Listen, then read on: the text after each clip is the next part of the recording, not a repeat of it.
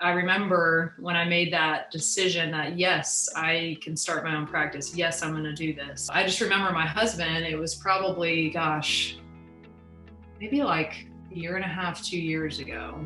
I was kind of complaining to him about my, day-to-day stuff and, work today, this and that. And he said, you know what? You don't have to do something today, but you just need to make a plan and take steps to make that plan happen. And it was like this light bulb, went off in my head. And it was just like, change your mindset, That's just really on my mind, especially with women in business and raising family. Like sometimes you just have to change your mindset and say, hey, like this is what I want, and this is, these are the steps I need to take to get there.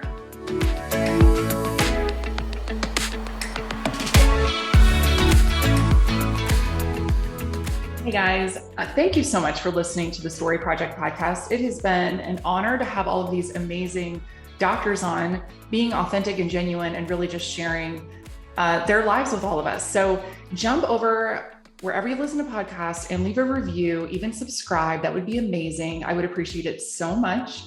And also, if you are a doctor interested in being one of my guests in the future, reach out to me. Send me a DM, send me a Facebook Messenger, comment on any of my social stuff, and I'll get in touch with you. So yeah. Hey guys, welcome to the 7th episode of the Story Project podcast. This passion project has just been amazing this year, and it just has allowed me to put the spotlight on some incredible dentist stories. And I'm so excited to welcome my guest today. Her name is Dr. Ashley Dubois. Thank you for being here, Ashley. Yes, thank you for having me. I'm so excited to be here today. It's also very exciting because this is your first podcast. Yes. And yeah, so over here. Yeah, so we get to put a spotlight on your story no other podcast has done yet. And so it's going to be all original, unique, custom content here, people. Exciting stuff. Definitely. Well, I usually like to begin these conversations just talking about how we met and how we know one another. And you and I met recently, in August, I guess, at the Dental Nachos Super Dentist Boost live event in Philly with Dr. Paul Goodman, Mary Goodman, their awesome crew. And Studio 88 was sponsoring the event. And then Paul kindly introduced us to you there. And we had so much fun hanging out. Yes, it was a great time. And I think we instantly bonded over skincare. It seems to be like, as you get a little bit older, I remember when I was younger, it was all about being super tan, especially, being in the area of Florida that I'm from. And now it's like, hey, where's my big hat? Let's get the sunscreen on. So I know initially we were like, hey, your skin looks great. What did you do? And I'm like, I like this lady. We were like already connecting like right off the bat. So yes, completely. And that was just an awesome event. I feel like, because I just met great people like you and your husband, and yes. And then here I am doing this podcast. So it's, you never know, who you're going to meet and where it's going to lead. I know. I love that. And one, if you guys are just listening to the audio, you need to jump over to video because Dr. Ashley does have beautiful skin. And that is probably one of the first things that I said to her. Because if you're just work in progress. If you're just listening to the audio, you can't see her beautiful face. So go look at it. But you know what I think part of it was? We were so hot. Do you remember? Yeah. It was like record temperatures in Philly.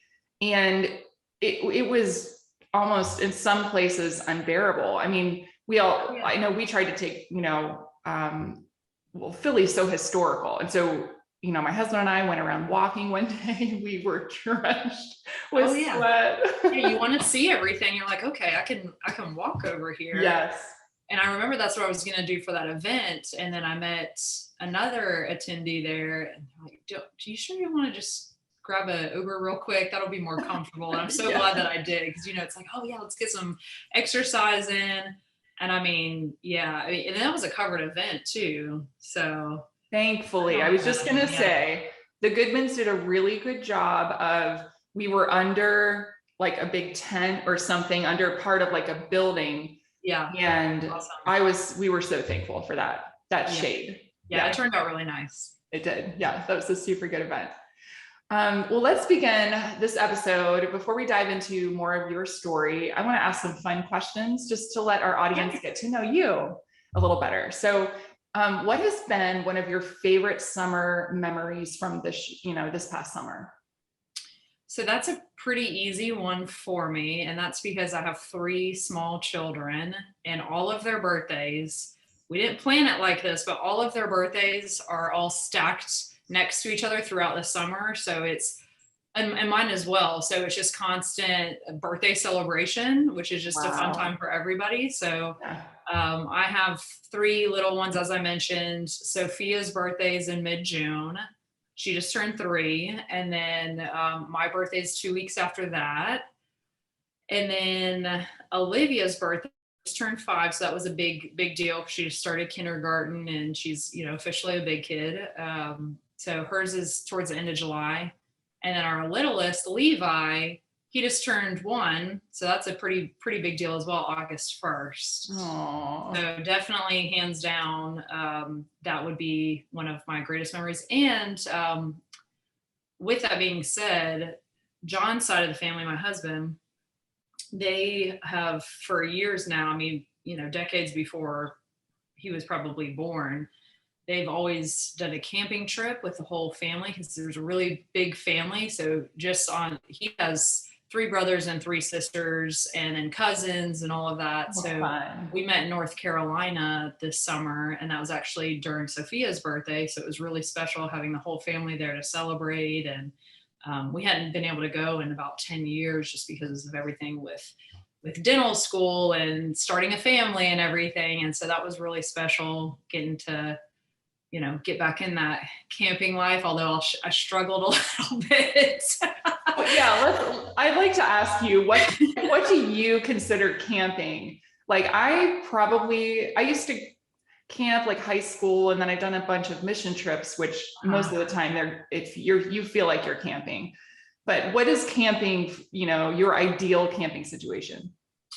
Well, we definitely changed things up a bit this year, especially with having young ones. So when I first went, John and I had just started dating, and we've been together now for, I think, going on 14 years. So that was kind of almost like the family initiation, like, hey, let's invite her along. Let's see how she does on this camping trip. If she can survive this whole experience, especially with who I am as a person, then she must be a good one. So John invited me pretty early on. We, had been together only maybe five months at this point. So everyone's like, okay, this is a big deal. But at that point in our lives, we did the full like tents, fire. I mean, just straight up camping pretty much. This go around, I only agreed to go if we could get a cabin. So we still had our fires. We were still, it was really beautiful. Actually, we were right by the water, so we could go tubing, and we had a nice little pavilion. But definitely with 3 little ones, you need at least some amenities with the cabin. So I think most of the family, now that most of us have young kids at this point, we've kind of swayed over into that direction, and it's, I think, a lot more enjoyable. Oh, that's awesome. Yeah, I would prefer to have some type of little, security fortress I could go sleep in. And even just, I don't know, I think I probably feel a little bit nervous about just wild animals, especially if you're, out in the Carolinas. I mean, there's some legit stuff out there. Oh yeah. I remember, the first time I went, they were just the daddy long-legged spiders, which, they won't do anything to you, but they just freak me out the way they look. Oh yeah. And I remember we accidentally left part of our tent open, and so they got all in the tent, and I'm like, okay, gotta hold it together, gotta impress the family. This is not a big deal. Oh, that's awesome. Well, congratulations. It sounds like you pushed through that test. Yeah, I did. I think so. Great. That's great. You won your man. Okay. And then what about, I always like to ask, especially my female friends, your favorite kind of self-care, activity or indulgence? Like, what do you do, when you're stressed or need just that, what do you do to take care of yourself? Oh, that's an easy one for me. So I used to be really big into going to the gym and, doing a variety of classes like boot camp, whatever it might be, because that's a really big stress relief for me is just good cardio, lifting weights, that sort of thing to make sure that I'm taking care of myself, and just a good stress release too, because I find that one thing I hear a lot in my profession being a dentist is like, wow, you just handle things really well under pressure. And I say, well, it may seem that way, but internally I'm just like, whew, like just bottling it all in. So that for me is my stress release. But after I had my second baby, I found that it was getting more and more difficult to get to the gym. So I joined the Peloton cult, I like to say.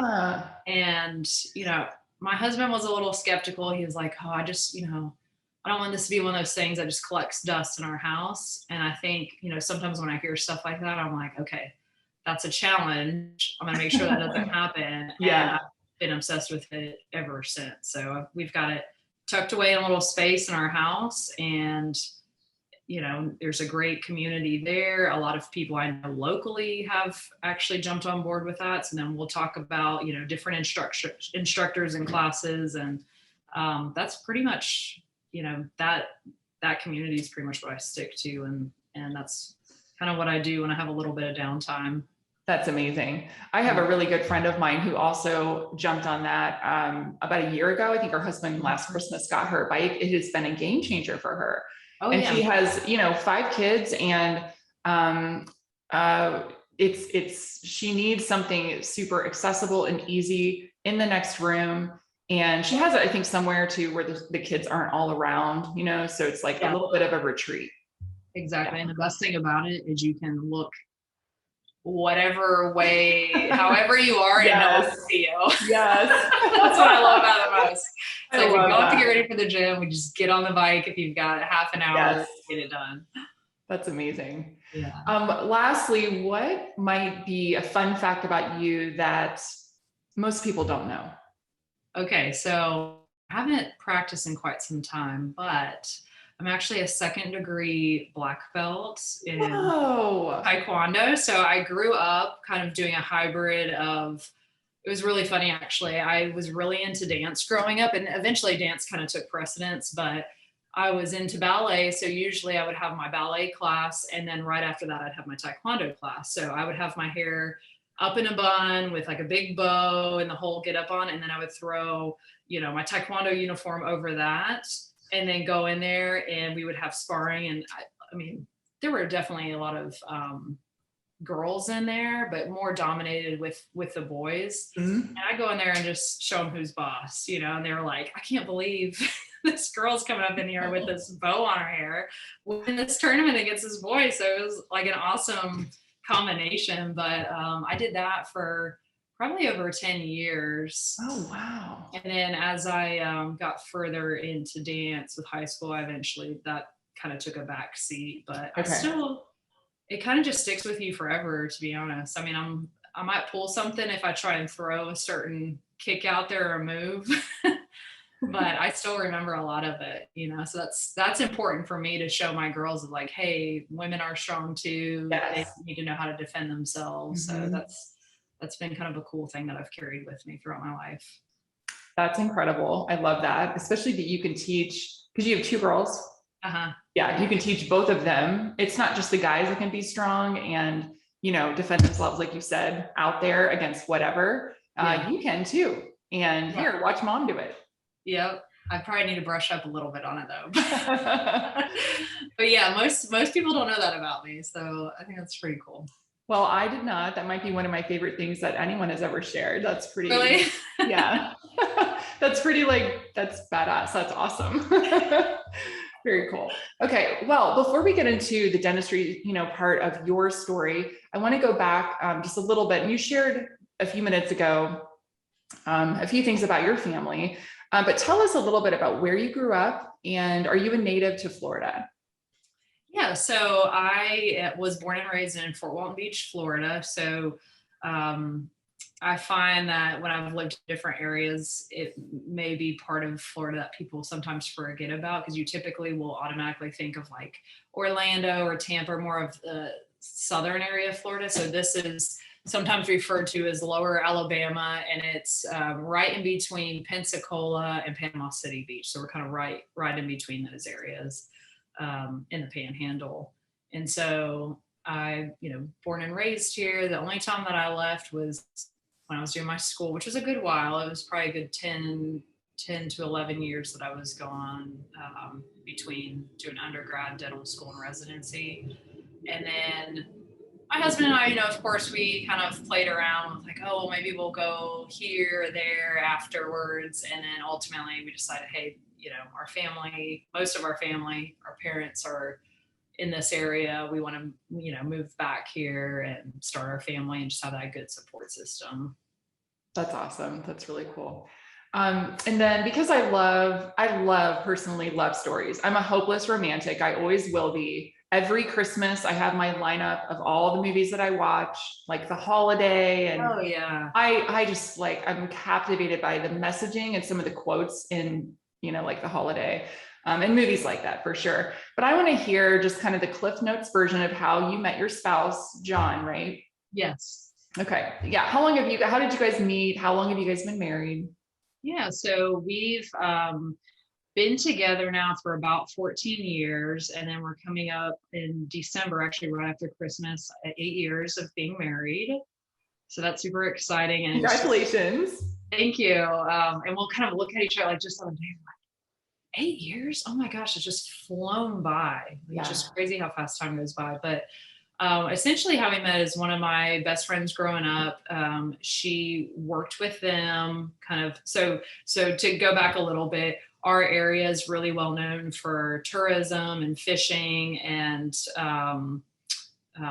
things that are on the water. So they had worked together during the summers on, I think, one of the, boats with like fishing and that sort of thing. And so I was home for one of the Christmas breaks from college, and my friend and I, we were going shopping, and she said, well, let's stop by down on this dock real quick to say hey to my buddy Judah and his brother John. It's like, okay, so we're kind of dressed up, getting ready for a girls' day. We go down there, and immediately we're like, who are these girls walking down? Like they're covered in all this stuff from working on the boat and everything. And John had these glasses on to where I couldn't really see his eyes, but he kind of looked me up and down. And the first thing he said to me was, what kind of shoes are you standing on there? Because I had these big like wedge heels on, and I'm down on this like fishing dock. And initially I was like, who? Like he was very attractive, but I'm like, who is this guy? And why is that the first thing that he said to me?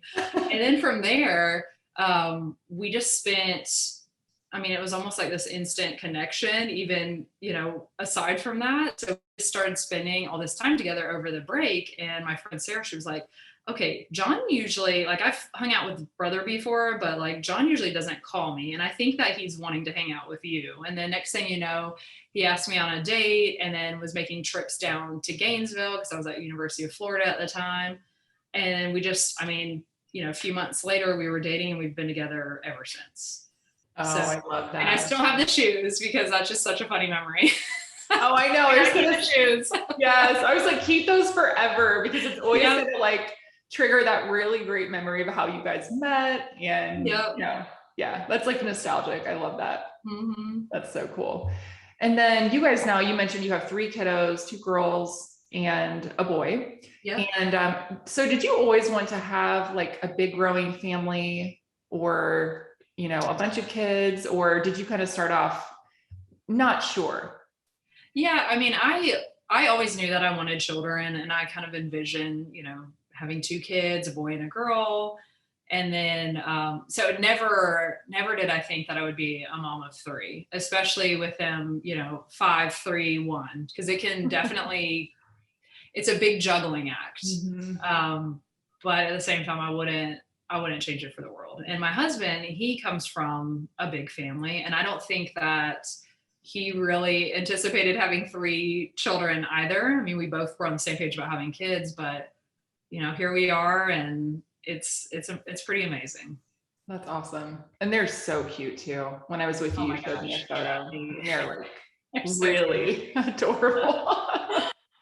Yeah, that's awesome. I was just going to mention what's so interesting about different stages and ages is the variation in mindset. Yours are, closer together, as far as age, but you have a 5-year-old and a 1-year-old. So that's like a 4-year gap.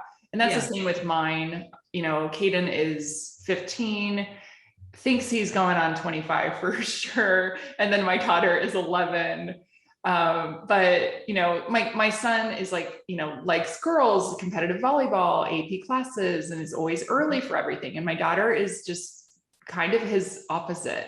11, she does not like boys at all, thankfully. Just starting to enjoy a sport for the first time in her life. And she would actually like to read more than do any kind of academics. But the one thing that's so interesting, and I don't know if you have ever seen themes pop up in your kids or commonalities, but both of my kids just light up like a Christmas tree when they get to spend quality time with their friends. And I love that. They're 4 years apart, and yet they both had that shared value of authentic relationships are so important to them. Oh, absolutely. Absolutely. Yeah, I can definitely see that with them. It's funny because especially Sophie and Olivia, they're like partners in crime, but then they could be fighting with each other 5 minutes later. So it's like, they just keep us guessing, but they're so sweet with each other, and they get so excited about spending time with their family and their cousins. And that's the cool thing too, is my brother actually and his family, they're like literally one street over from us, and they are around the same age. So collectively the adults are outnumbered, but it's just awesome getting to see them grow up together and play together. And then other families that are in the area, or we've got family that's in Tennessee and New Orleans, and luckily they're able to come down fairly often. And we're very fortunate that we're all pretty close. That's so awesome. Well, especially if it's family, just to like nurture those relationships that they'll be able to have those forever. Oh, absolutely. Yeah. Well, let's dive into the dentistry aspect of your life and tell us about how you got into dentistry and kind of the story behind who inspired you. Oh, sure. So it's kind of interesting because I reflect on this every now and then, and I didn't have anyone in the family that, was in dentistry or anything like that. But I was one of those kids that, for some strange reason, anytime that I went to the dentist, I thought it was kind of cool. Like, I was kind of excited about it. But I was extremely shy growing up. And I think what really fueled my passion to go into dentistry was my experience with orthodontics. So I had kind of like the buck teeth and the crowding and all this stuff, and I was kind of embarrassed about it. And then it's like I went through this transformation with my self-confidence after I had braces, and then it's like, okay, well, now my teeth are straight, let's whiten them too. And I just got a lot of compliments about my smile, and it just really, brought out this side of me that, was just really, shy before. And so to me, that feeling of being able to affect someone's self-confidence and bring out their personality, I thought that was really powerful, that you could do that with dentistry. And so that was part of it. And then my grandmother, actually, she had gone through an experience probably before I was born, to where she actually lost one of her lungs related to a dental infection. And so I was like, wow, that is pretty crazy that it can have, because a lot of people, I don't think, realize how much of an impact your dental health can have on your overall health. Yes. And so, hearing about that struggle that she went through, I'm like, wow, if I could, to be able to help somebody with their overall health and with their confidence, and, as Dr. Goodman, I think, puts it, being able to chew with confidence. I thought that was really powerful. And I've always had kind of an interest in art and science. So it was just kind of like a blending of all those things, to where, again, I don't know why as a kid that was so appealing to me, but it's really, truthfully, it's like the only career I've ever considered for myself. back in high school, I remember, we had to put these on these little cards and stuff like, what do you want to be when you grow up? And I'm like, a dentist. And so to like see all that kind of play out is really cool. That's really awesome. Where did you go to school for dentistry? You had mentioned did you start off at University of Florida? So I started off at University of Florida, and then I did a master's down at University of South Florida. And then after that, you kind of applied to different schools in the area. And I remember that I got, it's like, oh, I'm going to apply to NYU. That would be really cool to live in New York City. And so it was kind of one of those things that was like far reaching. And I'm like, I don't know, we'll see what happens. And then I got an interview and I was like, oh my gosh, this like girl from the small town in Florida just got this interview up here. And I remember, my parents were like, oh, I don't know. I don't think maybe you should stick in Florida. I'm like, no, let's check it out. And then I'm super, super grateful that I made that decision. Of course, cost an arm and a leg, as you can imagine, living in the city. So that's the one downside. But just the people that I met and the experience, it's like, hey, if I have the opportunity now to go live in a city, this is the only time that I'm probably going to do it. Yeah. Let's go for it. And so really got out of my comfort zone, especially, being in a city and dealing with winter and not having a car, it's like everything was just a different way of life. But getting to do that, especially with my husband, when he finished school and was able to move up there, it was like, we just have so many fond memories of that. Oh, that's amazing. Okay. I forgot you went to NYU for dentistry. Okay. Yep. That's so funny. Last night I was actually talking with our son. He's contemplating, he's, sophomore year. So that's when you start really having these conversations about your future. Not that you have to have it figured out, but we're definitely, exposing him to just a variety of professional environments to see if, like for him to shadow, like he went and shadowed our local dentist and spent like kind of a few hours with her, half the day. Yeah. And he loved it. And and then we're going to have him go shadow an orthodontist and also a surgeon and just give him, the full, I'm like, hey, we are connected with so many dentists. We might as well show our son. Yeah, it's such an awesome profession. And the cool thing is, I know they don't teach a lot of the business aspect in, dental schools. Josh and I can help him with that aspect of it because we're entrepreneurs and we run a business, right? Yeah. So, but last night, NYU came up and we were all like, man, I wonder what that cost. What kind of I have to say, there's a lot of things that I've been seeing about that recently. And I think even because I finished in 2015. And so I think even since 2015, that cost has gone up. So I always say, man, I got in and out at the perfect time.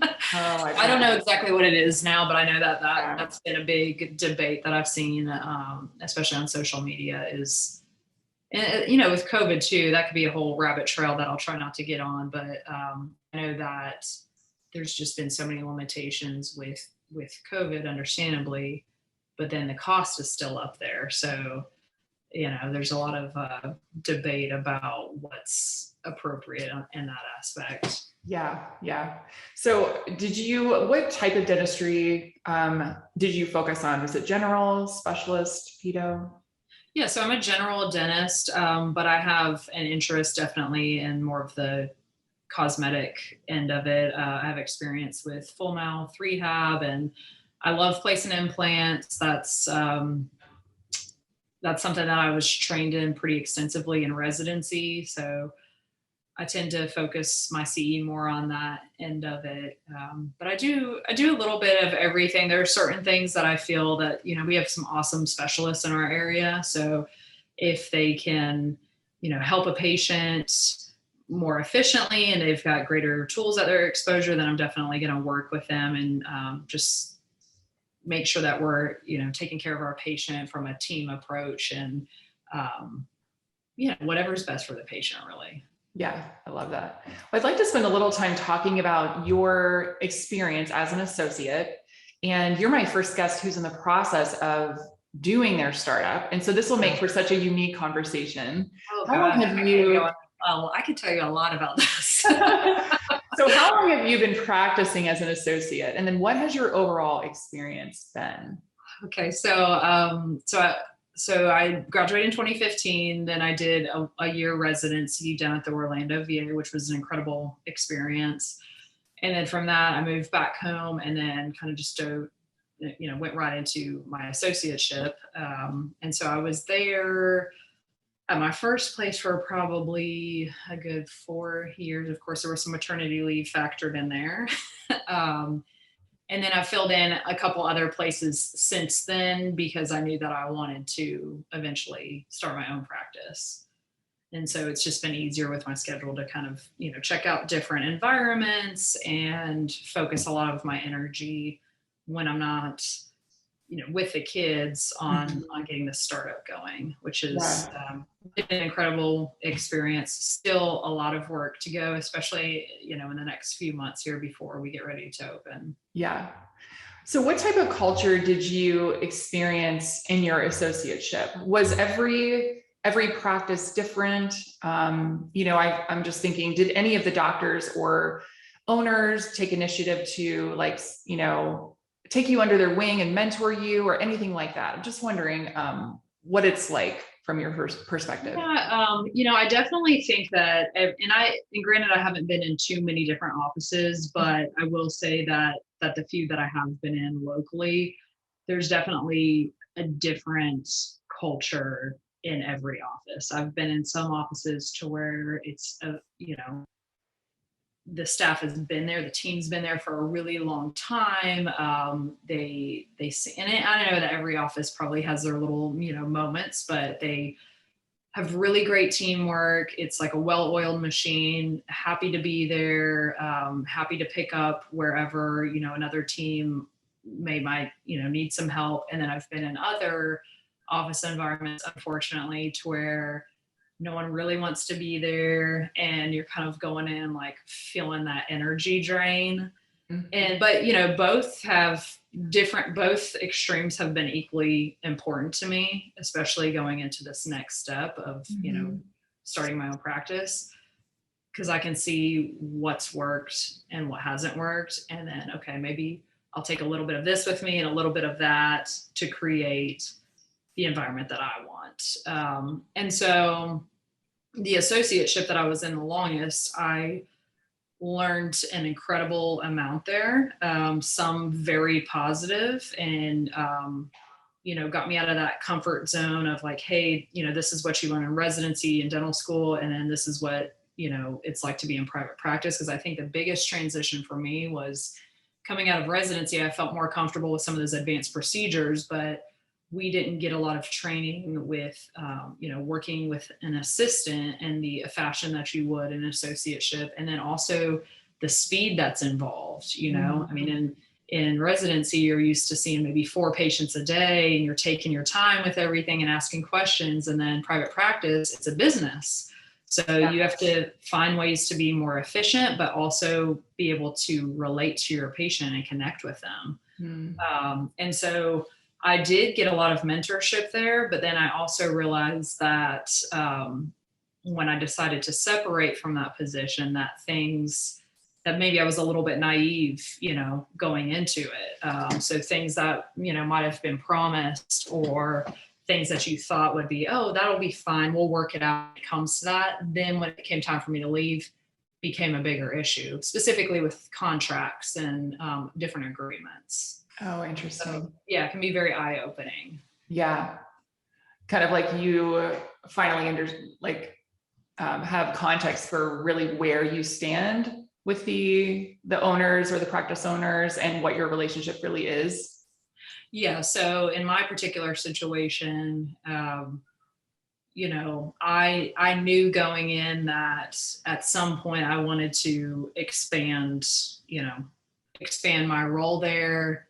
And then, I was asked, hey, what's your 5-year plan? And I said, I would like to own my own practice at some point.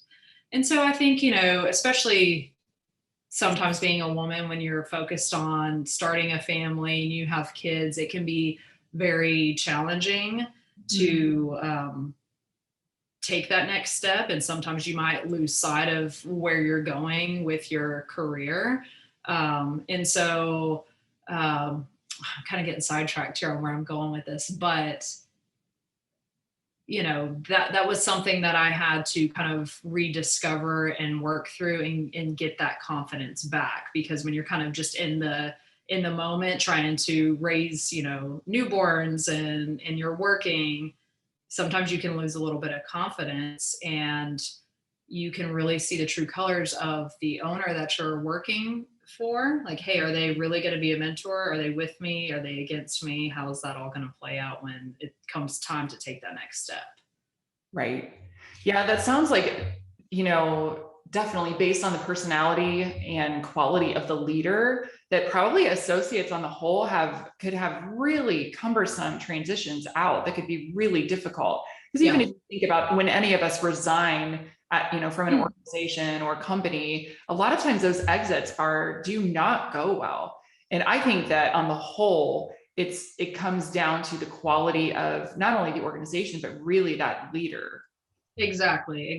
And I think that's something that I've really, I think that's really important, is in my particular situation, there would be a lot of team members going to this owner expressing concerns or expressing ways to improve things. And, for me, I felt like maybe their voices weren't heard, or my voice wasn't heard. And so that's been something that I've really taken to heart for what I'm going to do is, hey, we're all in this together. We want to do the best for our patients and the best for this business, but you have to really take the time to not just like hear what someone's saying, but to listen to them. And with listening to them, there's a lot more than just what they're saying on a day-to-day basis. I mean, what's, their body language, what actions are they taking? What's the overall culture? What does it feel like when you're all together? Do you feel good about it? Or are you coming in like, oh man, it's Monday, I don't want to be here, Yeah. So that's going to be really, really exciting and awesome for you to just take those experiences and take the good and then leave the bad, and just, with your startup, and do it in your own way. So that's got to feel like super empowering. Yeah. And I'm so excited about that. And, I think as women too, not to say that men don't go through this, but I think as women, I think there's sometimes you just really have to find that self-confidence and be vulnerable and say, instead of being like, well, gosh, I can never do this, or, oh my gosh, what about all of these things that have to be accomplished? You just need to say, hey, why not me? Why can I not do this? You can do it. You just have to be willing to step out into the unknown and take it day by day. And that's what I had to come to the realization of, is like, hey, this business has been in practice for 20 years. I don't have to start out doing everything exactly how they do it. I need to do what works for me and create the life that I want. And you really have to just, it's kind of a cliche thing they say on, Peloton community, but get comfortable with being uncomfortable. Mm-hmm. That's how you grow, is just taking those steps. Yeah. That's awesome. This is the really perfect segue in our conversation. And you mentioned mindset is such a powerful tool in our life. And I believe that one of the biggest ways our mindsets are influenced and shaped comes from the expectations around us and the voices that we listen to, right? Glennon Doyle, I just want to reference her book. I would recommend, I don't know, have you ever checked out her book? I have not. But I'm interested in checking it out for sure. It is not for the faint of heart, I will say that. But I regardless of, your faith background or whether you are married or not, I think that it's a really it will liberate your mindset and kind of make you think about, some of the perspectives we adopt and from childhood, even, especially as women. And why is that my perspective? And where did that come from? And is that true to me today? Well, she talks about how we all receive a set of memos from society and culture and our families and mainstream media. She goes on to say, and I'll quote her, for a long while, I contorted myself to live according to a set of old memos I'd been issued about how to become a successful woman and build a strong family, career, and faith. I thought those memos were a universal truth. So I abandoned myself to honor them without even unearthing and examining them. When I finally pulled them out of my subconscious and looked hard at them, I learned that these memos have never been truth at all, just my particular culture's arbitrary expectations. I quit abandoning myself to honor those memos, and instead, I abandoned the memos and began honoring myself. I began to live as a woman who never got the world's memos. And she goes on to discuss like multiple memos that shape women's mindsets, as I mentioned. And one that I find so relevant is this memo of selflessness. And this idea that true love and devotion is losing ourselves in sacrifice to everyone and everything around us, whether that's partner, kids, community, family, even like, your mother-in-law and her expectations on you. This idea that sacrificing our own self-care, our own dreams, our own careers, goals, ideas will somehow help the people around us in our lives feel loved.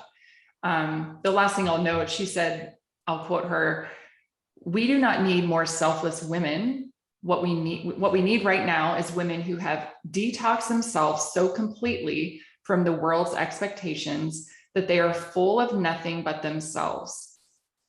They are truly basically leaning into who they're truly meant to be."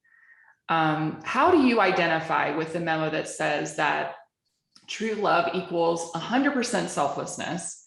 And, I'll ask you that first, and, you can segue into has that memo, because I believe so many of us have received that at some point in our life as women and hear that just, even in the world's voices in our culture.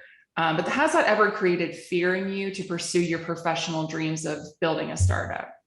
Oh yeah, absolutely. I mean, I can definitely relate to that. And it's still something that I struggle with daily, to be honest. I think that every woman in some aspect struggles with that, especially, and I don't, being from the South, I think that's, a thing that you hear a lot is, hey, when are you having your next baby? It's always about the next step and what society, thinks it should be for you. And especially when you, have your own career as a woman and then you have children on top of that, you get a lot of what they call a peanut gallery, in the background of what people think would be best for you. And I think that you really just have to figure out what is important to you. And it doesn't have to be, for me, I realized that it doesn't have to be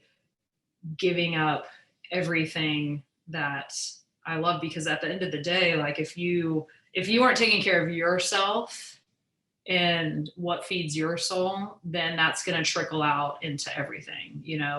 Some days when I'm cutting a lot of that out, I may notice that I'm a little bit shorter with the kids or my husband. And then days when I take that time to just, exercise or do something that I need to do for myself, I just feel a lot happier and at peace. And I don't think that, I think that there's a lot of messages that you can send to the world and to your significant other and your kids that doesn't have to be verbal. For me, I want my kids to see, hey, there was some time that I had to spend away from you doing what I love in dentistry, but then you also saw that you have this strong mom who, helped provide for our family and made an impact in other people's lives in the community. And to me, that's really powerful, especially that my girls see that, that you don't have to just fall into what everybody thinks that you should do as a woman, that you can do whatever the hell you want to do with your life and you can be really good at it too. Yes. Yeah. I love that so much. And I grew up in, definitely my family was more of a traditional, mindset. I did have, parents, especially my dad, my sisters, there's three of us. And then my brother was the youngest. So we dominated the household, all three of us girls. But on the traditional mindset, part or upbringing, it was, I watched my parents get married, they had me after they got married, but they were, got together young, and then my mom stayed home and all of that. And it took me years to finally go, that is not my route. That is not the path for me. And yes, I want a partner, a long-term, marriage. Yes, I want children. My journey and my path is going to look different than my mom's and my grandma's or my aunts. And, all those influences that we don't realize are truly shaping our perspectives all along the way as we grow up, Yeah. So, I mean, it took me quite a few, even I had to get into conversations with my mom, and I sometimes would feel, just pressure, that I was working outside the home, almost like I was disappointing, either my mom or disappointing, other people. And whether that was true or not, I doubt I was disappointing my mom. Those thoughts though were like running, circling through in my mind, like, oh, I'm not home 24/7 with the kids. So therefore, I'm not a good mom, or I'm less of a mom because I'm not following that traditional path. Yeah. And I've definitely struggled with that as well, and some, it's that mindset piece that you brought up is so huge, because I remember when I made that decision that, yes, I can start my own practice. Yes, I'm going to do this. It's going to be a much bigger beast than what I'm involved in now. But I think being in control of my future and my kids seeing that, like, hey, mom took this on. This is pretty incredible. She can do that. I can do this. I just remember my husband, it was probably, maybe like a year and a half, 2 years ago. I was kind of complaining to him about my, day-to-day stuff and, work today, this and that. And he said, you know what? You don't have to do something today, but you just need to make a plan and take steps to make that plan happen. Mm-hmm. So if you want to do something different, if you want to start your own practice, then you're going to do it. You just need to take the steps to do it. And it was like this light bulb, went off in my head. And it was just like, change your mindset, like you can do this. And so I think that's just really, that may not tie into exactly what you were just saying, but that's just really on my mind, especially with women in business and raising family. Like sometimes you just have to change your mindset and say, hey, like, this is what I want. And this is, these are the steps I need to take to get there. Yeah, it absolutely ties in. I want to know, how do you tackle those thoughts that, whether it's the world's memos, upbringing expectations, all that negative stuff we let run through our minds. How do you tackle that when those thoughts come your way? And what would you say, like practically, to all the mamas out there wanting to create a shift in their mindset? For me, I think it's just what motivates you and what your why is. Why do you want to do this? So for me, I was kind of reaching this point in my life where I had been an associate at the same practice for some time. I didn't feel like I was growing there. Didn't really feel like I had a strong voice there. I had learned quite a bit, but I was like, hey, something, I get kind of, I don't like complacency, like I kind of felt like I was being very complacent. And then with that, I was, our family was growing, and I knew Olivia was going to be starting kindergarten soon.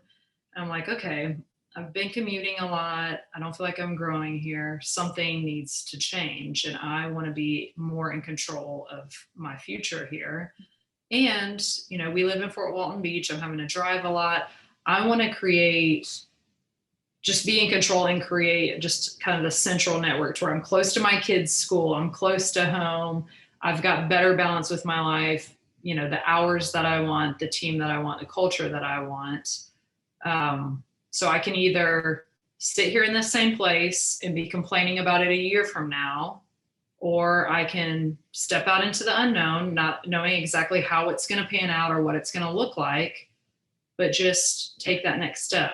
Going back to that being comfortable, with being uncomfortable thought, like, hey, I don't know what the next few months are going to look like. I'm probably going to have to go through some mud here to get where I want to go, but it's worth it because I'm creating what I want to create. So I think that's what you have to think about are you going to wake up 5 years from now and be happy with where you are, or say, gosh, what if I would have done this instead? Yes. That to me was really, really powerful. And going into that entrepreneur piece, I've grown up in a family where my parents, they're not in dentistry, but, my husband has has 4 locations with his practice. He's been really successful. So that's been very inspiring, seeing him and what he's been able to do just in this, short period of time. And then my parents, they had a business, and I was around that growing up, and still very successful, busier than ever. My brother as well. And I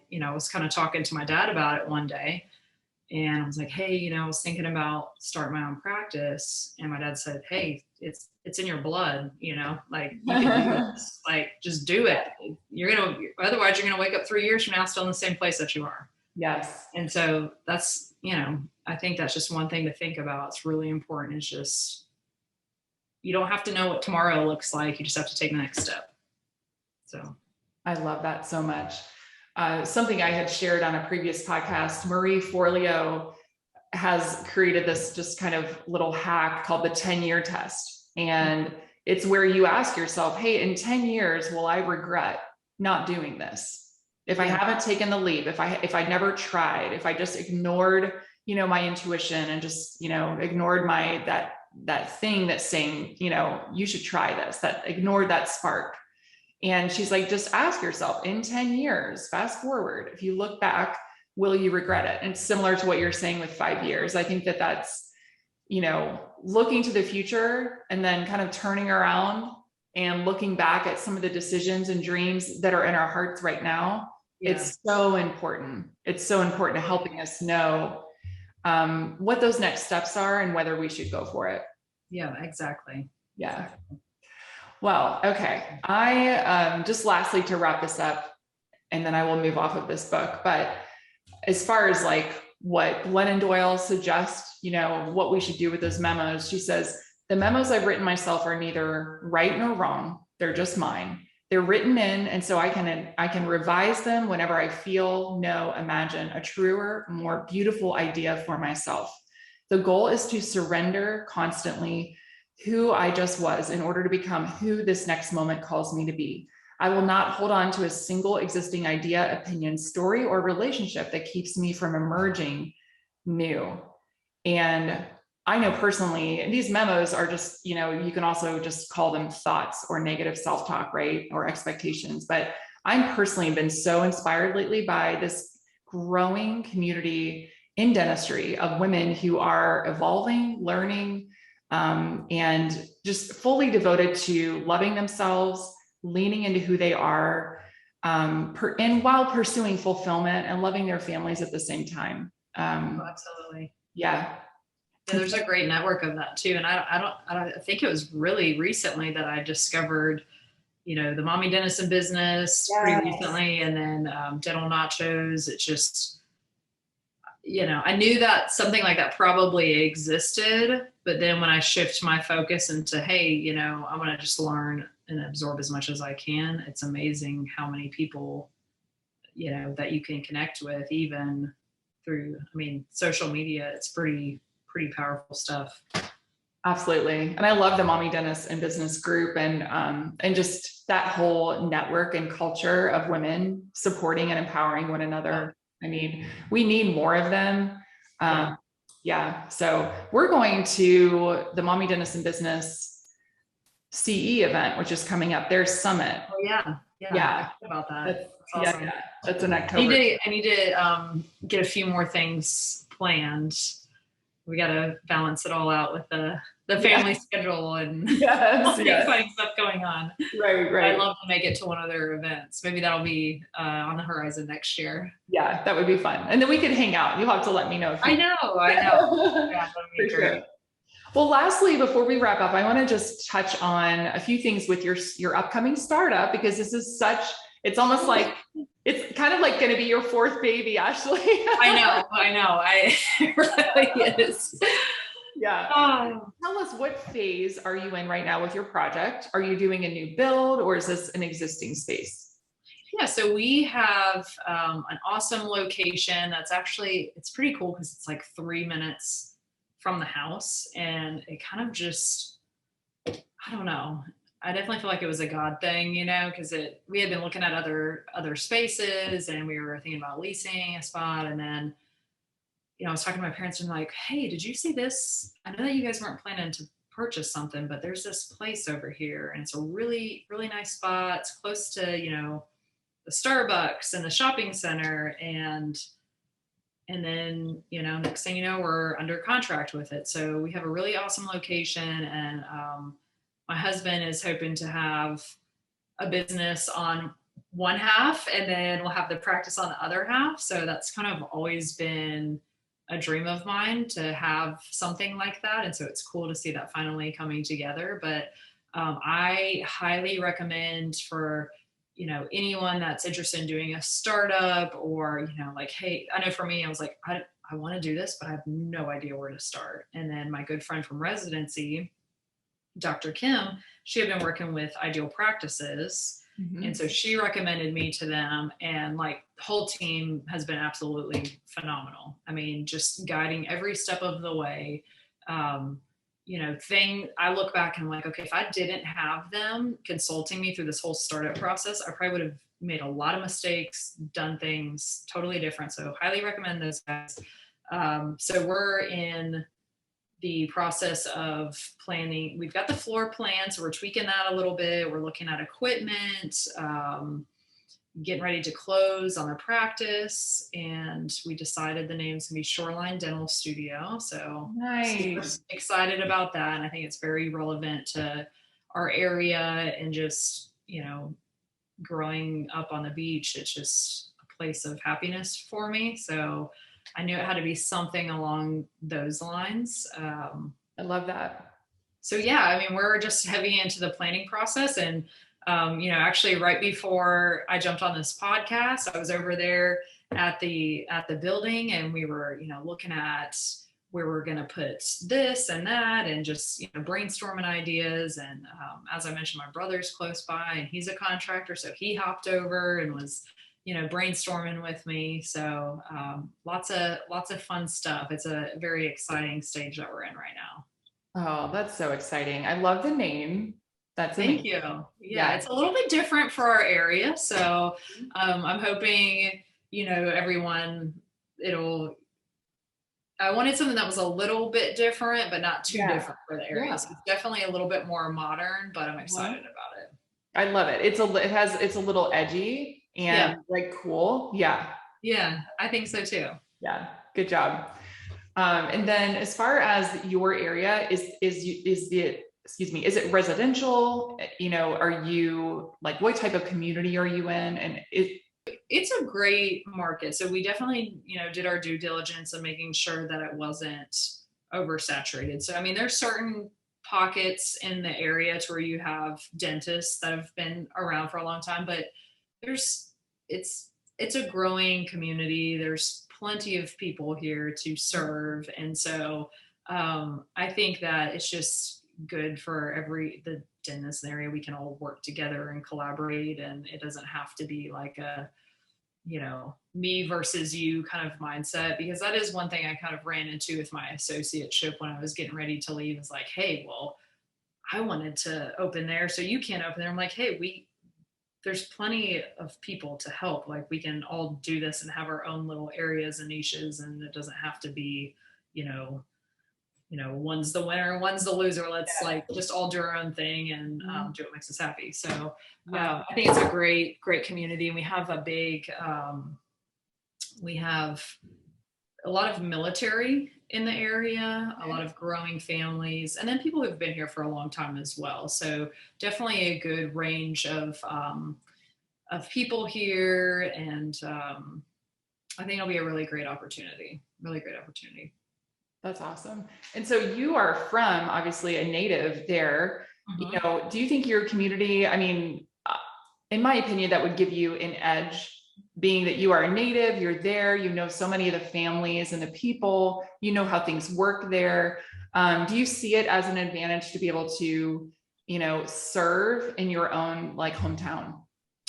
I mean, I definitely think that it makes it easier for me versus, you know, me moving somewhere and saying, okay, let's get to know these people, you know. And actually a really cool thing happened the other day. So with the location being in such a great spot, there's a Starbucks that's literally like facing the street. It's right there on the street. So coincidentally, a lady that I had gone to, I think, elementary school with works at the Starbucks there now. And she's like, you're a little bit of a drive. I wish you weren't so far away. I would totally come see you. And I said, well, actually, I am opening a practice right on this street. So now you have no reason not to come see me because you're like 30 seconds away. And so I think that's really cool, being able to connect with people that, you know, it's like, a lot of people will move away and then I find they all kind of eventually come back to this area because it's such a great place to live. So, you know, there's so many people in this area that have been so inspiring to me and have, you know, whether I realize it or they realize it, have shaped my life in some way. So to be able to come back and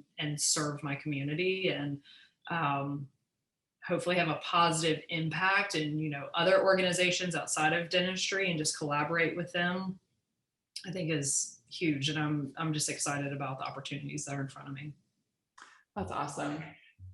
Well, what kind of practice are you hoping to create? I always like to ask that question. Like, what do you want patients to experience when they walk through your doors? You might have just heard my hound dog in the background. Oh, I do. I hear. Yeah. Yeah. So for me, I want it to be two things. I want it to be not feel dental as much as possible. So I want people to be able to come in, feel relaxed, and not to feel like a, you know, sterile medical type environment with the elevator music. I want it to be kind of like a fun, like almost if you were going into a coffee shop. Like you come in, you relax, everyone's very warm, friendly, and also know that they're coming into a judgment-free zone, you know, because I have a lot of people that will come in and they're like, well, don't judge me, but, and I'm like, hey, like, it doesn't faze me at all. I'm here to help you to get to where you want to be with, you know, with your smile, with your oral health, you know. So just letting people really feel at ease, you know, changing that perception that they have, but offering like I'm the type to where you come in, there's great music playing, we're having a good time, and yes, you're still at the dentist, you know, at the end of the day, but we're making it as comfortable as it can be for you. Yeah. What are you looking forward to the most when, you know, after your doors open? Oh gosh. I don't know. I'm just so giddy about it. I'm excited about it all. I mean, I know that my family's been like, when are you opening? We can't wait to come see you. And John's grandmother's like, I'm not going to anybody else until you open. So I think it's just, you know, having this like great central location and getting to serve my family and my friends, because before I was, you know, it wasn't a crazy drive, but I was a little bit further out where it's like, hey, you know, traffic's crazy. I love you, but I'm not going to sit in traffic for an hour and a half to come see you. So I think that's what I'm most excited about. And just having that buzz, I hope to create a buzz where it's like, hey, this place, there's something different there. You have to go check it out. Yeah. Well, before we go, if you could give the doctors listening, you know, some inspiration, especially the mamas and the women, as to why it's worth it to pursue your vision, your dreams, calling, what would that be? What would those last words be? Oh gosh, I think, you know, we only have one shot to do this, you know, it's like life, you get one chance to do it. And so you just have to live life with no regrets, and whatever, you just have to change your mindset, whatever it is, you know, like, oh, I don't have enough time, or, you know, there's too much to do, or it's too expensive. If you want to do it, get your support system, do that next thing that you're afraid to do. And that way, you know, you can live your best life and you can say, hey, you know, yeah, I might have tripped along the way, but I'm doing this. And Yeah, I mean, I just think mindset is so important. Don't worry about all the little things that come with it. Just make your choice that this is what you're going to do and figure out how to get there. And chances are there's going to be a lot more resources at your disposal than you're aware of. You just have to, decide that's what you're going to do. Yeah, I love that. Well, Dr. Ashley, thank you so much for being my 7th guest on the Story Project podcast. Loved our conversation. Your first podcast, you did it. Yay. I feel like we could go on forever. I was like, oh, we're at the 60-minute mark. I probably should wrap this up. That was awesome. It was so much fun. Yeah, definitely. So if people want to follow you and stay in touch, what is the best place to do that? So there's going to be more coming, because I have to admit, I'm I'm not into, the gram, they call it, and all this stuff yet, but I know it's coming. So right now I'm on Facebook, so you can find me at Ashley Dubois Barbie. My email is amdubois2015@gmail.com. And then hopefully, maybe we'll do another catch-up podcast here. I'll be able to give you all the updated information once I get Shoreline Dental Studio up and running. That would be amazing, for sure. Yeah. Well, huge thank you to you, Dr. Ashley, and just to our audience for hanging out with us and listening. I would love it if you would jump on the Story Project podcast with Joanna Scott, and on iTunes, Spotify, wherever you listen, subscribe, leave a review. And if you are interested in, having the spotlight put on you and we can talk to you about your story, DM me or message me and let me know, and we can connect. So thank you, everybody. That's a wrap. Thanks, Dr. Ashley.